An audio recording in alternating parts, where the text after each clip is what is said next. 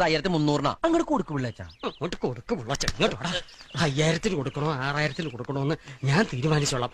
നിനക്കിതിൽ എന്താ കാര്യം? അല്ല, ഇത് പറിച്ചിട്ട് വേണ്ടേ പിള്ളേച്ച എനിക്ക് വിത്തിറക്കാൻ? ആഹാ, നീയാണോ ഇവിടെ വിത്തിറക്കാൻ പോകുന്ന മാധവൻ?